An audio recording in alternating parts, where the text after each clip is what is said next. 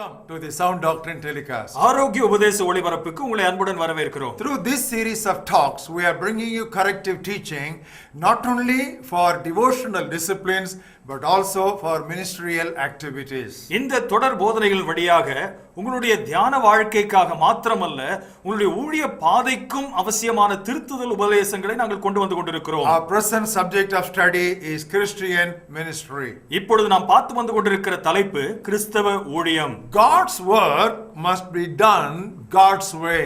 தேவனுடைய ஊழியமானது அவருடைய வழியிலேயே செய்யப்பட வேண்டும். We'll say that again. God's work must be done God's way. மீண்டும் சொல்கிறேன், தேவனுடைய பணியை தேவனுடைய பாணியிலேயே செய்ய வேண்டும். Too many worldly methods and philosophies have crept in unawares into Christian ministries. அநேக உலக பிரகாரமான கோட்பாடுகளும் விதிமுறைகளும் கிறிஸ்தவ ஊழியத்திலே ஊடுருவி விட்டது. That is why lot of fleshing out is necessary and individually lot of unlearning has become a necessity. இதன் காரணமாகவே அநேக காரியங்கள் கழிந்து போடப்பட வேண்டும், களைந்து போட வேண்டிய அவசியமும் இருக்கிறது. And the subject that we are studying under this topic is how not to minister. நாம் பார்த்து வந்து கொண்டிருக்கிற தலைப்பு எப்படி ஊழியம் செய்யக்கூடாது என்பதாகும். So far we have done 4 lessons. இதுவரையிலும் 4 பாடங்களை பார்த்திருக்கிறோம். Number 1, முதலாவது, do not substitute anything for personal involvement. தனிப்பட்ட ஈடுபாட்டுக்கு எதையும் பதிலாக்க வேண்டாம். Number 2, இரண்டாவதாக, do not neglect personal purity. தனிப்பட்ட பரிசுத்தத்தை அலட்சியம் செய்ய வேண்டாம். Number 3, மூன்றாவதாக, do not fail in family responsibilities. குடும்ப பொறுப்புகளிலே தவற வேண்டாம். And last week we studied lesson number 4. சென்ற வாரத்திலே 4வது பாடத்தை நாம் பார்த்தோம். Do not be a loner. தனித்தே இயங்க வேண்டும் என்று இருக்க வேண்டாம். And now today we will move on to lesson number 5. இன்றைக்கு 5வது பாடத்துக்கு நாம் கடந்து வருவோம். How not to minister. எப்படி ஊழியம் செய்யக்கூடாது. Do not duplicate other ministries. மற்ற ஊழியங்களை காப்பி அடிக்க வேண்டாம். Do not duplicate other ministries. மற்ற ஊழியங்களை காப்பி அடிக்க You வேண்டாம். know what is the tragedy today? இன்றைக்கு துரதிர்ஷ்டவசமான ஒரு சூழ்நிலை என்ன தெரியுமா? Too many people அநேக மக்கள் spending too much time, அதிகமான நேரத்தை spending that time with too little people, மிக குறைவான மக்களிடத்திலேயே அந்த நேரத்தை செலவழித்து leaving too much undone, அநேகத்தை செய்யாமலேயே விட்டு விட்டு and இருக்கிறார். accomplishing very little. வெகு குறைவானதையே Now சாதித்திருக்கிறார். I will illustrate it by a practical statistics. உங்களுக்கு புள்ளி விவரங்கள் மூலமாக இந்த ஒரு காரியத்தை எடுத்து விளக்குகிறேன். Take our country of India. இந்திய தேசத்தை எடுத்துக் கொள்ளுங்கள். We are only 4% Christians in this country. இந்த தேசத்திலே 4% மக்கள் தான் கிறிஸ்தவர்கள். And the 96% of Indians, they are non-Christians. 96% இந்தியர்கள் புறமதத்தை சார்ந்தவர்கள். But do you know what is actually happening? நடந்து கொண்டிருக்கிற சம்பவம் என்ன தெரியுமா? Over 90% of Christian ministry is focusing on this group of Christians. That means just the 4% of Indians. 90% கிறிஸ்தவ ஊழியங்கள் இந்த 4% கிறிஸ்தவர்கள் மீதே நோக்கமாய் இருக்கிறது. You know what we are doing again and again? மீண்டும் மீண்டும் என்னத்தை செய்து கொண்டிருக்கிறோம் தெரியுமா? We are evangelizing the evangelized. சுவிசேஷம் அறிவிக்கப்பட்டவர்களே சுவிசேஷத்தை அறிவித்துக் கொண்டிருக்கிறோம். We are comforting those who are already comforted. ஆறுதல் பெற்றவர்களுக்கே ஆறுதல் சொல்லிக் கொண்டிருக்கிறோம். We are converting those who have already been converted. ஏற்கனவே மனம் திரும்பினவர்களுக்கு மனம் திரும்புதலை சொல்லிக் கொண்டிருக்கிறோம். We are baptizing those who are already baptized. ஞானஸ்நானம் பெற்றவர்களுக்கே மீண்டும் ஞானஸ்நானம் கொடுத்துக் கொண்டிருக்கிறோம். We are reaching the reach. சந்திக்கப்பட்டவர்களே சந்தித்துக் கொண்டிருக்கிறோம். And what is the result? அதனுடைய விளைவு என்ன? We are neglecting the neglected. விடப்பட்டவர்கள் விடப்பட்டே I இருக்கிறார்கள். believe this is the sin of 20th century or 21st century Christianity. நான் இதை 21வது நூற்றாண்டின் பாவம் என்று அழைக்க தயங்கவில்லை. But Jesus was against this particular trend. ஆனால் இந்த விதமான ஒரு போக்கை இயேசு எதிர்த்தார். Please turn with us how he ministered during his time in Luke's Gospel, 4th chapter. லூக்கா 4வது அத்தியாயத்திலே அவருடைய ஊழியத்தை பார்க்கும்படியாக எங்களோடு கூட வாருங்கள். And I'll read to you verses 42 and 43. 42 43வது வசனங்களை நான் உங்களுக்கு When வாசிக்கிறேன். it was day, Jesus departed and went into a deserted place. உதயமான போது அவர் புறப்பட்டு வனாந்தரமான ஒரு இடத்திற்கு போனார். And the crowd sought him and came to him and tried to keep him from leaving there. திரளான ஜனங்கள் அவரை தேடி அவரிடத்தில் வந்து தங்களை விட்டு போகாதபடிக்கு அவரை நிறுத்திக் கொண்டார்கள். It's very natural, isn't it? இது மிகவும் ஒரு இயல்பாய் நடக்கக்கூடிய ஒன்றுதானே. Because Jesus was preaching the love of God. ஆண்டவருடைய அன்பை இயேசுவானவர் பிரசங்கித்துக் He கொண்டிருக்கிறார். was healing people. ஜனங்களை சுகப்படுத்திக் He கொண்டிருந்தார். was forgiving the worst of sinners. மிகவும் மோசமான பாவிகளையும் மன்னித்து வந்தார். So everybody liked his companionship. ஆகவே அவரோடு கூட இருக்க வேண்டும் என்று சொல்லி எல்லோரும் So விரும்பினார்கள். they wanted him to stay with them for a few more days. இன்னும் சில நாட்கள் தான் இருக்க வேண்டும் என்று அவரை கேட்டுக்கொள்கிறார்கள். But what did he tell them? ஆனால் அவர்களை பார்த்து ஆண்டவராகிய இயேசு என்ன சொன்னார்? Look at the 43rd verse. 43வது வசனத்தை பாருங்கள். But he said to them, I must preach the kingdom of God to the other cities also. அவரோ அவர்களை நோக்கி, நான் மற்ற ஊர்களிலும் தேவனுடைய ராஜ்யத்தை குறித்து பிரசங்கிக்க வேண்டுமே. Because for this purpose I have been sent. இதற்காகவே அனுப்பப்பட்டேன் என்றார். You know, Jesus Christ was doing the ministry in one place very successfully, but something was constantly bothering him.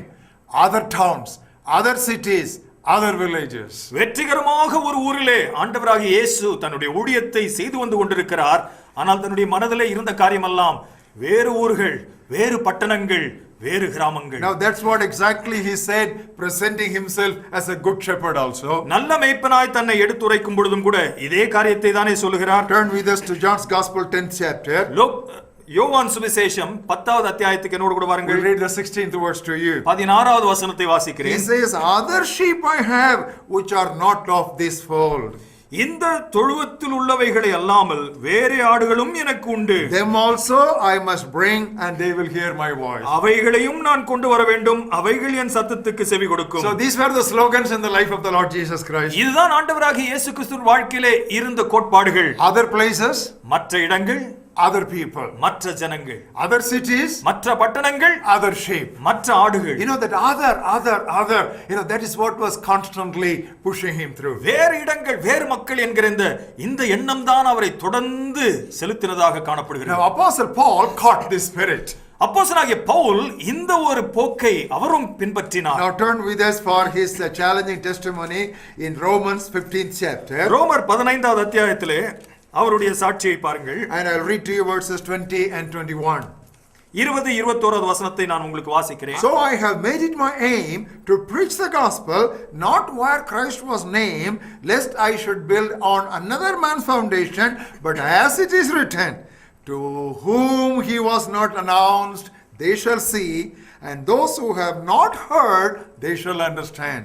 மேலும் அவருடைய செய்தியை அறிந்திருந்தவர்கள் காண்பார்கள் என்றும் கேள்விப்படாதிருந்தவர்கள் உணர்ந்து கொள்வார்கள் என்றும் எழுதியிருக்கிறபடியே நான் மற்றொருவனுடைய அஸ்திபாரத்தின் மேல் கட்டாதபடிக்கு கிறிஸ்துவனுடைய நாமம் சொல்லப்பட்டிராத இடங்களில் சுவிசேஷத்தை அறிவிக்கும்படி நாடுகிறேன்.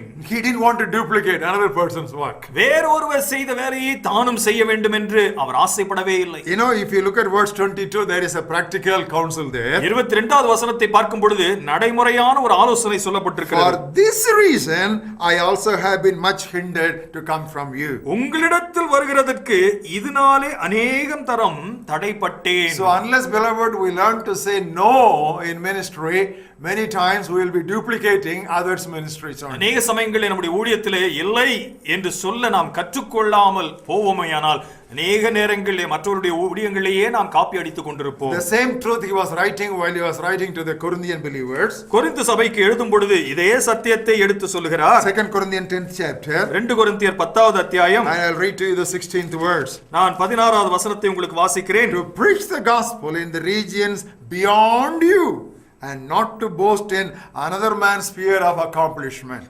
மற்றவருடைய எல்லைகளுக்குள்ளே செய்யப்பட்டவைகளை நாங்கள் செய்ததாக மேன்மை பாராட்டாமல் உங்களுக்கு அப்புறமான இடங்களில் சுவிசேஷத்தை பிரசங்கிக்கத்தக்கதாக. You know, just put this what he wrote to Romans and what he wrote to the Corinthian Christians together. ரோமருக்கும் இந்த கொரிந்து விசுவாசிகளுக்கும் எழுதின இந்த ரெண்டு காரியங்களையும் ஒப்பிட்டு பாருங்கள். When writing to Romans he says, I will not build on another man's foundation. ரோமருக்கு எழுதும் பொழுது வேறொருவன் போட்ட அஸ்திபாரத்தின் மீது நான் கட்டுவதில்லை என்று சொல்கிறார். And here writing to Corinthians he says, I will not boast on another person's accomplishment. கொரிந்தியருக்கு எழுதும் பொழுது வேறொருவனுடைய சாதனையிலே நான் புகழை பெற்றுக் கொள்வதில்லை. Now, beloved, because we have not caught this spirit, we have simply too much of duplication in Christian ministries. இந்த விதமான போக்கு நமக்கு இல்லாததினாலே அநேக கிறிஸ்தவ ஊழியங்கள் மற்ற ஊழியங்களைப் போலவே காப்பி அடித்ததாக இருக்கிறது. And everyone goes after just popular ministries. அநேகர் பிரபல ஊழியங்களையே நாடி போகிறார்கள். And because everyone goes after popular ministries,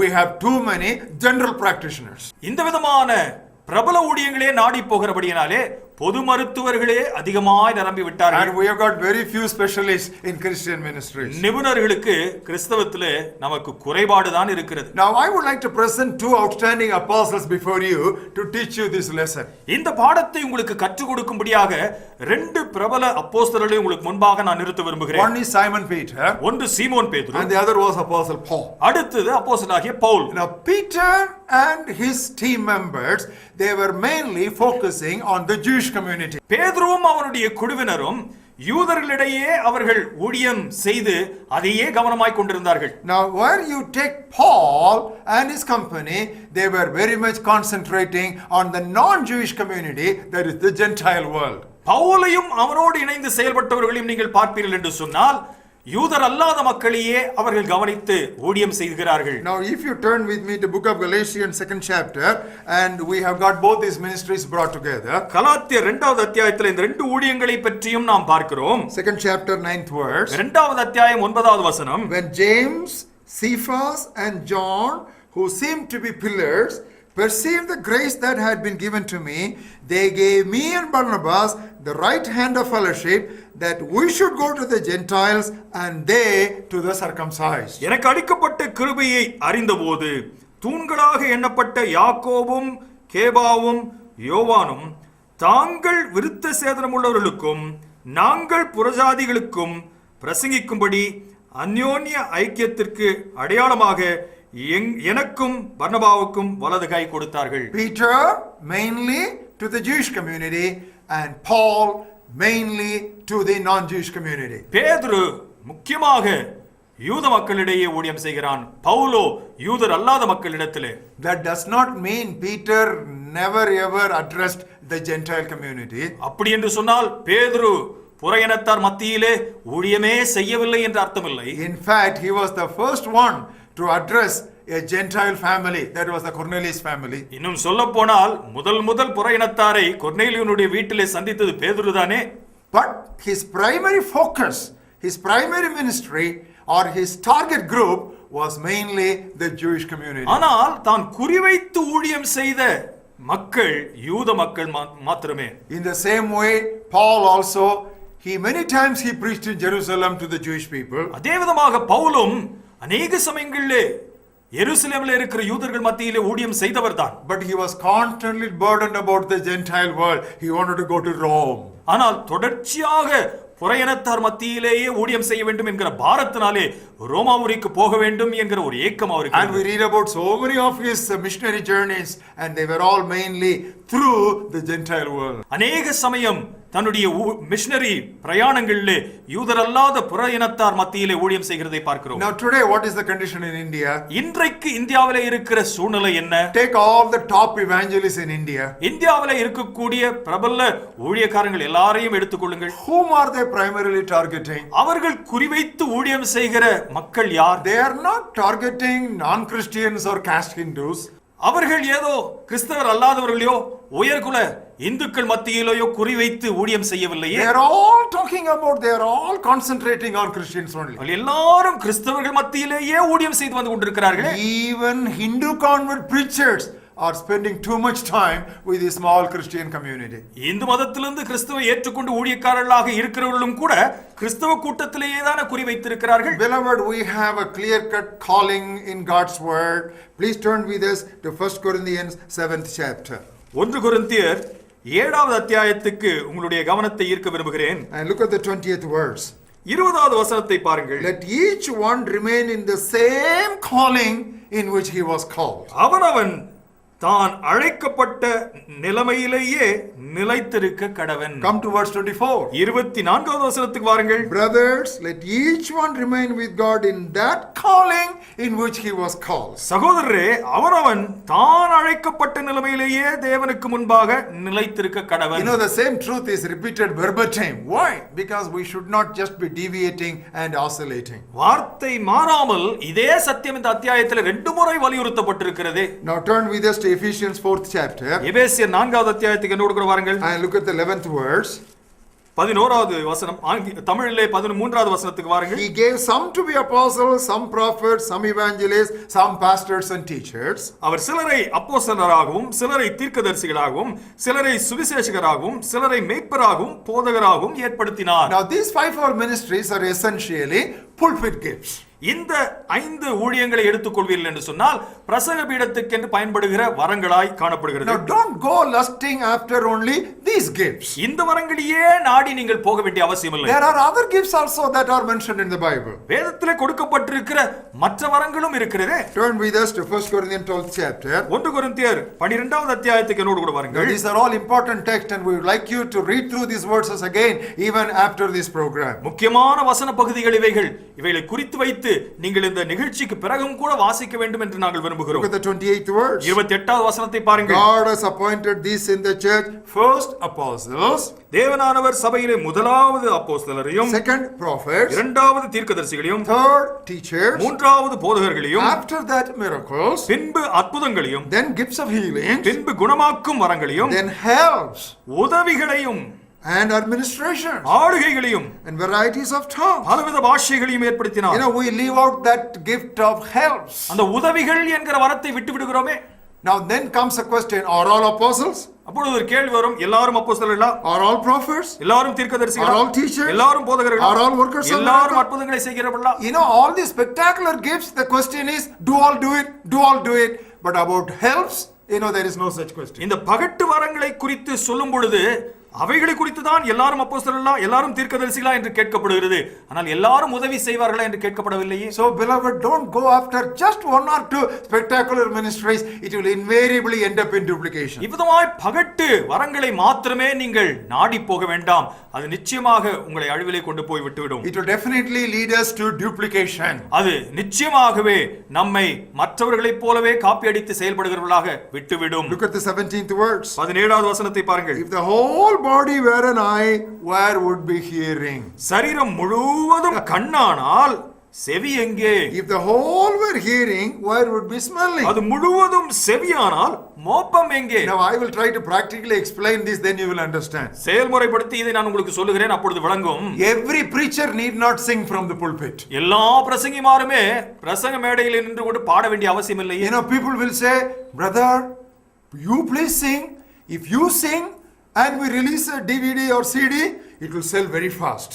எல்லாரும் பிரசங்கியார் இடத்துல வந்து சொல்வாரு, பிரதர் நீங்க பாடுங்க, நீங்க பாடுனீங்கன்னா ஒரு டிவிடி போட்டா எல்லாரும் வாங்கிடுவாங்க. Now that is simply business. அது வியாபார நோக்கு. He is not called to sing, he is called to expound God's word. தேவனுடைய வசனத்தை எடுத்து உரைக்கும்படியாக அழைக்கப்பட்டவனே தவிர அவர் பாடும்படியான ஊழியத்திற்கு அழைக்கப்பட்டவர் அல்ல. Now he must leave that singing to another person whom God has specially gifted in singing. பாடும்படியான ஒரு வரத்தை ஆண்டவர் யாருக்கு கொடுத்திருக்கிறாரோ அதை அவருக்கு விட்டுவிட வேண்டும். Now don't yield to the pressures of people. ஜனங்களுடைய அழுத்தத்துக்கு நீங்கள் இணங்க வேண்டாம். I'll give another illustration. மற்றும் ஒரு உதாரணத்தை சொல்கிறேன். Everybody need not send missionaries. எல்லாருமே மிஷனரிகளை நீங்கள் அனுப்ப வேண்டிய அவசியம் இல்லை. Suppose you have a missionary burden. உங்களுக்கு ஒரு மிஷனரி பாரம் இருக்கிறது. Immediately you should not take 1 or 2 people and send them as missionaries and tell everybody that we are also sending missionaries, saying that if you send missionaries you will get a lot of money. உடனே ஒரு missionary பாரம் இருக்கிறது, நானும் ஒரு 2 பேரை எடுத்து நானும் ஒரு மிஷனரியாக அனுப்பி விடுவேன், மிஷனரிகளை அனுப்பினால் தான் ஊழியத்துக்கு அநேகத்தை கொடுப்பார்கள் என்கிற ஒரு கோட்பாடு உங்களுக்கு இருக்க கூடாது. Beloved, that is all business. அதெல்லாம் வியாபார நோக்கு. There are already so many missions which are understaffed. ஏற்கனவே அநேக மிஷனரி ஸ்தாபனங்களிலே போதுமான மக்கள் வேலை செய்ய இல்லை. And even if they are staffed sufficiently, several of them are underpaid. ஒரு சில மிஷனரி ஸ்தாபனங்களே ஆட்கள் இருக்கிறார்கள், அவளுக்கு போதுமான வருமானம் இல்லாதபடிக்கு அவைகள் தவித்துக் கொண்டிருக்கின்றன. Now why should you not play a supportive role to strengthen the existing structure? இருக்கிற இந்த மிஷனரி ஸ்தாபனங்களை தாங்க வேண்டும் என்கிற ஒரு பாரம் ஏன் உங்களுக்கு இல்லை? I am always challenged by that organization called Missionaries Upholders Trust, MUT. Missionary upholders trust MUT என்று சொல்லப்படுகிற இந்த ஸ்தாபனம் என்னை மிகவும் கவர்ந்த ஒரு ஸ்தாபனம். You know, they are playing a supportive role. அவர்கள் இவ்விதமாய் மற்ற ஊழியங்களை தாங்குகிற ஒரு பணியில் You ஈடுபட்டிருக்கிறார்கள். know, there are so many missions, we won't be able to take care of the pension needs, the sickness needs, and if there are sudden deaths and accidents.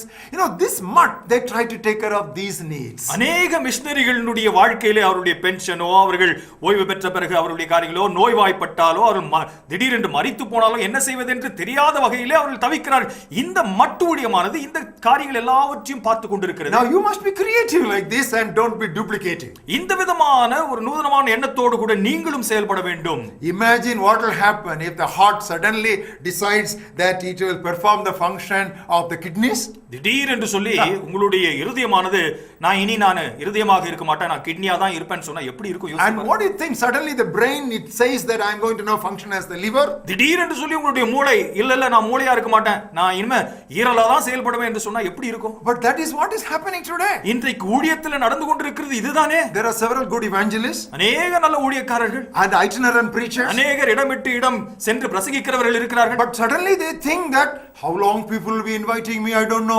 திடீரென்று அவர்களுக்கு ஒரு எண்ணம், எவ்வளவு நாட்கள் ஜனங்கள் என்னை அழைப்பார்கள்? No, this season may not be there for long. ஒருவேளை இப்பொழுது என் காட்டிலே பெய்கிற மழை எப்பொழுதும் பெய்யாது போல இருக்கு. So better I take and form a church. சீக்கிரத்துல ஒரு சபையை உருவாக்கிட்டா பாதுகாவலா இருக்கலாம். And then that will be really security for me. அது எப்பொழுதுமே எனக்கு பாதுகாவலா இருக்குமே. Whether or not I get invitation, I'll get enough of money from my congregation. எனக்கு அழைப்பு கிடைக்கிறதோ இல்லையோ என்னுடைய சபை மக்களிடத்திலிருந்து போதுமான வருமானம் வந்துரும். Several evangelists and several itinerant preachers have decided to settle down like that with this carnal motive. இந்த விதமான மாம்ச சிந்தையோடு கூட அநேக சுவிசேஷகர்கள் இடமிட்டு இடம் சென்று பிரசங்கிக்கிறவர்கள் இந்த முடிவிலே அவர்கள் சபைகளை அமைத்து விட்டார்கள். Now God always wants us to venture hard work. கடினமாய் உழைக்க வேண்டும் என்று ஆண்டவர் எப்பொழுதும் விரும்புகிறார். We all know about Caleb. காலேபை குறித்து நம்ம எல்லாருக்கும் தெரியும். Standing before Joshua, you know what he said? யோசுவாவுக்கு முன்பாக நின்று என்ன சொல்கிறார் தெரியுமா? I am 85 years old today. இன்றைக்கு எனக்கு 85 வயதாகிறது. I have the same strength which I had as Moses spoke these words. மோசே இந்த வார்த்தைகளை பேசும் பொழுது எனக்கு என்ன பலன் இருந்ததோ அதே பலன் இன்றைக்கும் இருக்கிறது. I can go up and I can come down. I can do all that. நான் மேலே ஏறி செல்ல முடியும், நான் இறங்கி வர முடியும், என்னால் அப்படியே செயல்பட முடியும். So give me this mountain. இந்த மலை நாட்டை எனக்கு தாருங்க.